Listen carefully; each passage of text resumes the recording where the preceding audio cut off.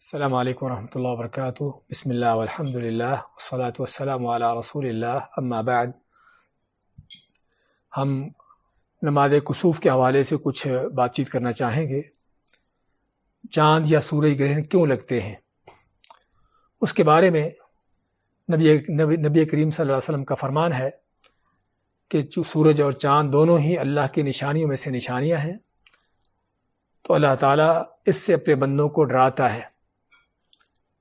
آج ہم اس مادی دور میں ہیں کہ جب ہر طرح کی اس طرح کی چیزوں کو جو ہے وہ سمجھا جاتا ہے کہ شاید یہ سائنسی معاملات ہیں اور اللہ تعالیٰ کی اس میں قدرت کا کوئی پہلو نہیں ہے، تو حقیقت میں یہ سارے الہاد اور اللہ کے دین سے غفلت اور دوری کے نتیجے ہیں۔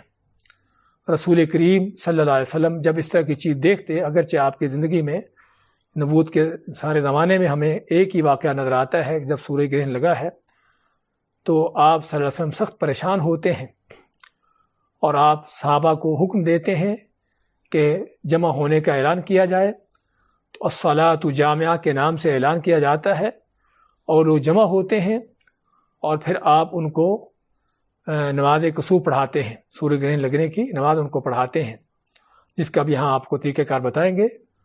اور نماز پڑھانے کے بعد آپ نے خطبہ ارشاد فرمایا اور جس میں اس بات کو واضح کیا کہ سورج اور چاند اللہ کے نشانیوں میں سے نشانیاں ہیں کہ جو کسی کی زندگی موت سے گرہن نہیں لگتے، کیونکہ جاہلیت کا عقیدہ تھا کہ اگر سورج یا چاند گرہن لگتا ہے تو اس میں لازمی کو بڑا شخص کو فوت ہوا ہوگا یا کوئی بڑا حادثہ پیش آیا ہوگا۔ اور اس وقت بھی جب سورج گرہن لگا آپ کے زمانے میں تو آپ کے بیٹے ابراہیم صلی اللہ علیہ وسلم یا علیہ السلام کہ جو 18 ماہ کے تھے، 1.5 سال کے تھے، فوت ہوئے تھے، تو لوگوں کے ذہن میں تھا کہ شاید آپ کے بیٹے ابراہیم کے فوت ہونے پر سورج گرہن لگا ہے، تو آپ نے اس بات عقیدے کا رد کرتے فرمایا کہ سورج اور چاند گرہن کے لگنے کا تعلق کسی کی زندگی موت سے نہیں ہے بلکہ اللہ کی طرف سے ہے، اور اللہ تعالیٰ یہ چیز کرتا ہے تاکہ بندوں کو اس سے ڈرائے، ان کو عبرت دلائے۔ تو اس سے معلوم کیا ہوا کہ یہ اللہ کی طرف سے چیزیں ہوتی ہیں، اللہ کی نشانیاں ہیں اور بندوں کو خوف ڈر دلانے کے لیے ہیں۔ ہاں، سائنسی لحاظ سے کوئی شک نہیں کہ تجزیات ہوتے ہیں کہ سورج گرہن کیوں لگا ہے، کہ سورج اور زمین کے درمیان چاند آ گیا ہے۔ چاند گرہن کیوں لگا ہے کہ سورج اور چاند کے درمیان زمین آ گئی ہے۔ اس طرح کے سائنسی تجزیات ہیں، لیکن اصل سوچنے کی چیز یہ ہے کہ کائنات میں یہ تبدیلی لانے والا کون ہے؟ جس اللہ نے سورج اور چاند، زمین، ہر چیز کو ایک مخصوص انداز سے چلا رکھا ہے، اگر کبھی اس میں اونچ نیچ ہوتی ہے یا اس طرح کی تبدیلی آتی ہے تو تبدیلی لانے والا کون ہے؟ وہ اللہ کی ذات ہے۔ یعنی کہ خود بخود یہ سیارے، یہ چیزیں جو ہیں اپنی جگہوں سے ہٹ جاتی ہیں، تو اگر یہ تبدیلی آتی ہے تو وہ بھی اللہ کے حکم سے آتی ہے۔ اور اللہ تعالیٰ کیوں لاتا ہے؟ تاکہ بندوں کے اندر ڈر خوف پیدا کرے، ان کو آخرت کی یاد دلائے اور اپنی قدرت کا اظہار کرے۔ تو اصل یہ وہ چیز ہے جسے ہمیں سمجھنے کی ضرورت ہے۔ دوسرا مسئلہ اس حوالے سے کہ نماز کسوف ہو یا خسوف ہو، دو نام دیا جاتے ہیں۔ عام طور پر سورج گرہن لگتا ہے تو اس کو نماز کسوف کہتے ہیں، اور چاند گرہن لگتا ہے تو اس کے لیے نماز خسوف کا نام دیا جاتا ہے۔ تو اس کا حکم کیا ہے؟ اکثر بیشتر جمہور علماء کا قول یہی ہے کہ سنت مؤکدہ ہے، کہ وہ سنت ہے جس کی نبی صلی اللہ علیہ وسلم نے تاکید کی ہے، لیکن بعض محقق علماء جس طرح کہ علامہ ابن عثیمین رحمۃ اللہ علیہ فرماتے ہیں کہ نہیں، بلکہ یہ واجب ہے، کیونکہ نبی کریم صلی اللہ علیہ وسلم نے فرمایا ہے کہ جب تم دیکھو یہ نشانی، یعنی سورج یا چاند گرہن لگا دیکھو، تو فافزعوا الی الصلاۃ، تو نماز کے لیے فوراً نکلو، بھاگو۔ تو آپ نے عام حکم دیا ہے، تو اس لیے بعض محقق علماء کا کہنا ہے کہ مردوں کے اوپر نماز کسوف یا خسوف جو ہے واجبات میں سے ہے، نہ کہ صرف سنت ہے۔ تو علی کل حال جو بھی ہوگا اس کے لیے ہمیں اہتمام کرنے کی ضرورت ہے، اہتمام کرنا چاہیے، اور سبھی کو اہتمام کرنا چاہیے، مردوں کو، عورتوں کو۔ لیکن فرض کرو اگر کوئی کسی سخت مجبوری کی وجہ سے نہیں پڑھ سکا تو ہم اس کو گناہ گار نہیں کہیں گے۔ اس کے بعد مزید یہ ہے کہ یہ پڑھنا کب ہے، نماز کب پڑھی جاتی ہے، اس کے حوالے سے آپ صلی اللہ علیہ وسلم کی جو تعلیم ہے کہ جب تم دیکھو، کہ سورج چاند گرہن لگا ہے تو اس وقت پڑھو۔ آج کل موجودہ حالات میں یہ سورج چاند گرہن لگنے سے پہلے ہی خبریں آ جاتی ہیں، جس طرح کہ ہمیں ابھی خبر مل چکی ہے کہ کل جو ہے سورج گرہن لگے گا، تو کیا ہم اسی خبر پر اکتفا کر سکتے ہیں یا کہ دیکھنا ضروری ہے؟ تو علماء فرماتے ہیں، جس طرح کہ ابن عثیمین رحمۃ اللہ علیہ اس بات کا بیان کرتے ہیں کہ اگرچہ ہمیں خبریں پہنچ بھی جائیں، فلکیات کے ماہرین کی طرف سے اس طرح کی باتیں مل بھی جائیں، لیکن تب بھی ہم نماز اس وقت پڑھیں گے جب اپنی آنکھوں سے سورج چاند گرہن لگا دیکھ لیں گے۔ یعنی کوئی ایک آدمی دیکھ لے یا سبھی دیکھ لے، یعنی کوئی دیکھ لے اپنی آنکھوں سے واقعی سورج گرہن لگ چکا ہے یا چاند گرہن لگ چکا ہے، تو اس وقت جو ہے نماز پڑھیں گے، نہ کہ صرف فلکیات کے ماہرین کی خبروں پر جو ہے اعتماد کرتے ہوئے نماز نہیں پڑھی جائے گی، کیونکہ آپ نے کیا فرمایا ہے فَإِذَا رَأَيْتُمُوهُ، کہ جب تم دیکھو ان کو۔ تو اس کا معنی یہ ہے کہ سورج گرہن یا چاند گرہن لگنے کی نماز جو ہے وہ اس وقت پڑھیں گے جب واقعی اس کو گرہن لگ چکا ہو اور معلوم ہو چکا ہو، لوگ دیکھ چکے ہوں کہ واقعی یہ چیز ہو چکی ہے، تو اس وقت یہ نماز پڑھی جائے گی۔ اب نماز کے حوالے سے دو چیزیں ہیں کہ سنت ہے کہ اس کو باجماعت پڑھا جائے، اور اگر مسجدوں میں پڑھنے کا امکان ہے، جس طرح کے عام حالات میں مسجدوں میں ہوتی ہے، تو مسجدوں میں پڑھی جانی چاہیے کہ لوگ جس طرح عام نمازیں مسجدوں میں پڑھتے ہیں مسجدوں میں جمع ہوں اور وہاں پر نماز کا پڑھنے کا اہتمام کیا جائے۔ اس میں مرد بھی شامل ہو سکتے ہیں، عورتیں بھی شامل ہو سکتی ہیں، یہ مرد بھی جائیں گے، عورتیں بھی شامل ہونا چاہے تو ہو سکتی ہیں۔ لیکن اگر گھروں میں بھی نماز پڑھنا چاہے تو گھروں میں بھی الگ الگ اکیلے کے لیے بھی پڑھی جا سکتی ہے اور جماعت بھی کروائی جا سکتی ہے۔ اور خصوصاً موجودہ حالت میں جس طرح کے بہت سی جگہوں پر مسجدیں بند ہیں، تو گھروں میں اس نماز پڑھنے کا اہتمام کیا جائے، اور بہتر ہے کہ گھروں میں بھی جماعت کی شکل اختیار کر لی جائے، لیکن اگر اکیلے بھی پڑھنا چاہیں تب بھی جائز ہے۔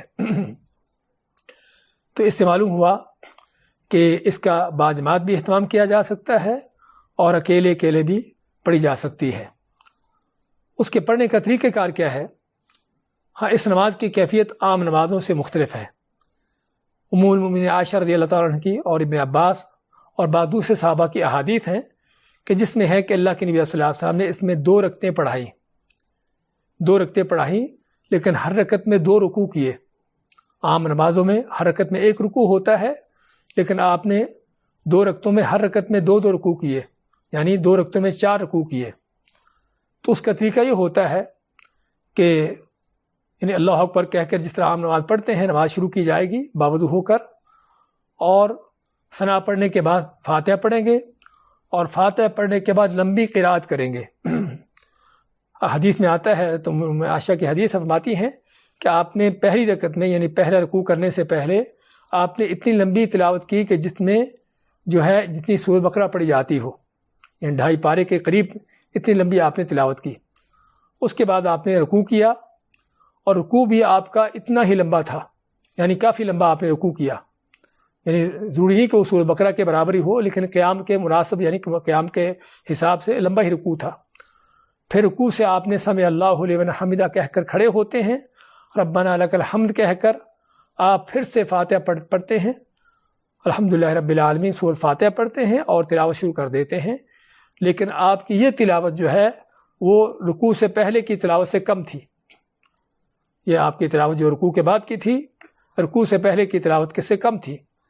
پھر آپ رکوع کرتے ہیں، اور یہ رکوع بھی آپ کا پہلے رکوع کی نسبت تھوڑا کم تھا، اور پھر رکوع سے کھڑے ہوتے ہیں، اور یہاں پر بھی لمبا قیام کرتے ہیں، رکوع سے کھڑے ہو کر لمبا سجدہ کرتے ہیں، سجدوں کے درمیان بیٹھتے ہیں اور لمبے طور پر بیٹھتے ہیں، اور اس کے بعد پھر دوسری رکعت شروع کرتے ہیں، اور دوسری رکعت میں بھی آپ نے اسی طرح لمبی تلاوت کی، لیکن یہ تلاوت جو ہے وہ پہلے کی نسبت کم تھی، یعنی ہر تلاوت جو ہے وہ رکوع کے بعد پہلے کی نسبت کم ہوتی جائے گی۔ تو یہ تلاوت جو ہے آپ کی پہلے کی نسبت کم تھی۔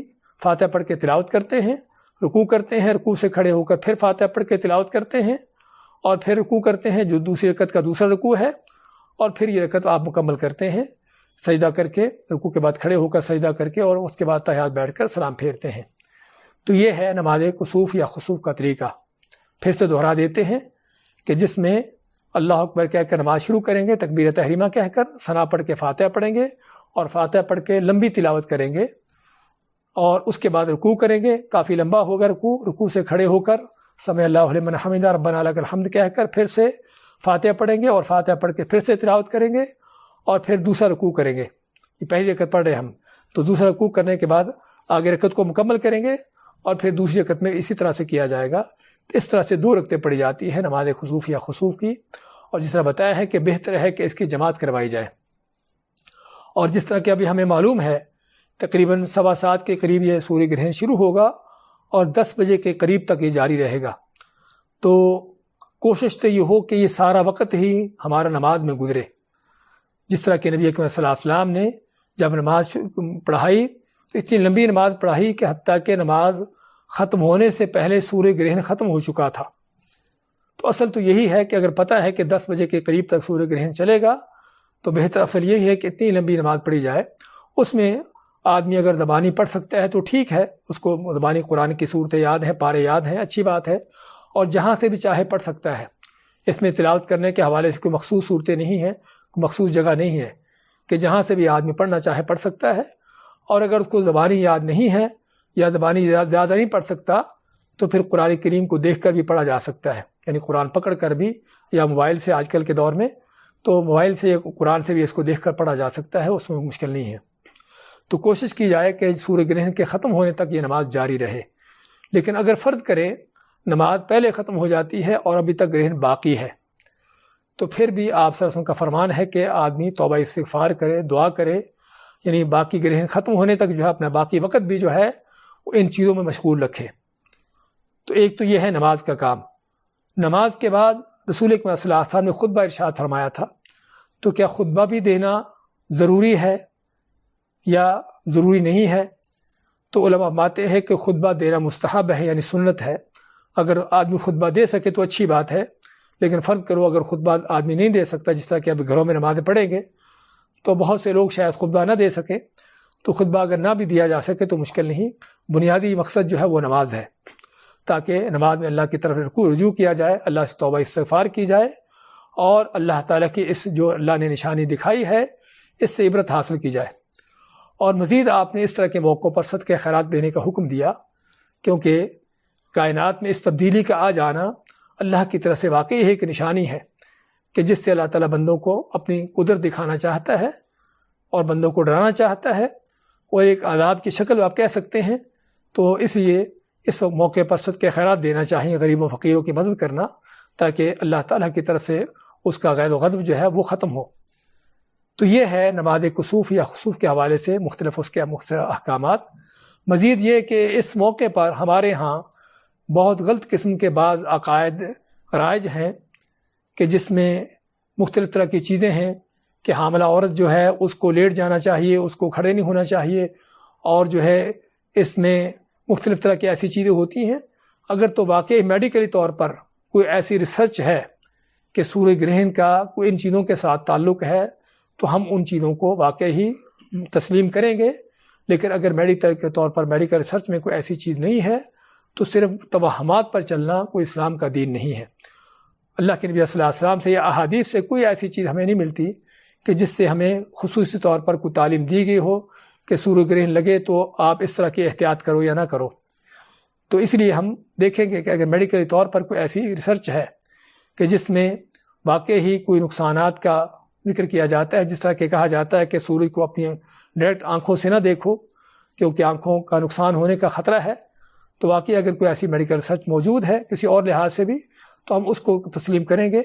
لیکن صرف توہمات پر چلتے ہوئے، لوگوں کی باتوں پر چلتے ہوئے ان چیزوں سے دور رہنا چاہیے. تو اللہ تعالیٰ سے دعا ہے کہ اللہ تعالیٰ ہمیں اس سنت پر عمل کرنے کی توفیق دے. تو ہم چاہتے ہیں کہ اس چیز کو لوگوں تک پھیلائیں تاکہ ہمیں یہ بھی پتہ ہو کہ یہ بھی اللہ تعالیٰ کے احکام میں سے ایک حکم ہے اور ان نمازوں میں سے ہے کہ جن کا ہمیں حکم دیا گیا ہے اور نبی اکرم صلی اللہ علیہ وسلم نے اس کا اہتمام کیا ہے. بارک اللہ فیکم و جزاکم اللہ خیر.